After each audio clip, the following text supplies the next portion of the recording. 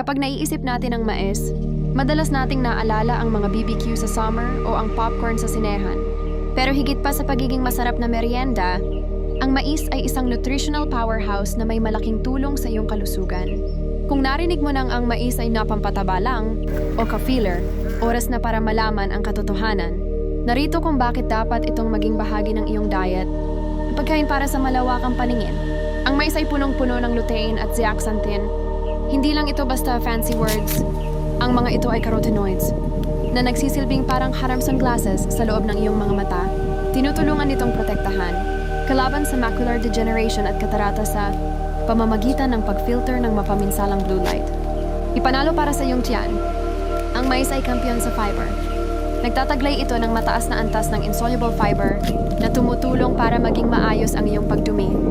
Nagsisilbi rin itong prebiotic na nagpapakain sa mga good bacteria sa iyong microbiome para manatiling malakas ang iyong immune system. Makina ng enerhiya. Dahil ang mais ay isang complex carbohydrate.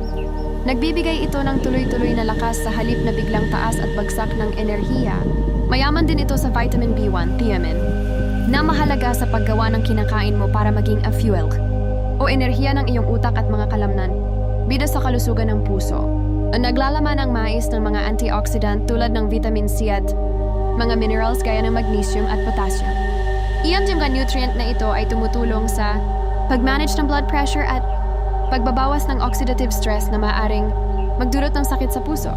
Mga maikling tip para sa pinakasulit na benepisyo: iwasan ang masyadong mantikilya. Subukan ang katas ng dayap calamansi, chili powder, o counting olive oil bilang pampalasa. Mas okay ang sariwa o frozen. Ang mga ito ay karaniwang may mas mababang sodium kumpara sa mga dilatang mais. Ang totoo, ang mais ay hindi lang basta side dish. Ito ay isang functional food na sumusuporta sa iyong mga mata, puso at tiyan. Kaya sige na, kumuha na ng mais at mag-enjoy.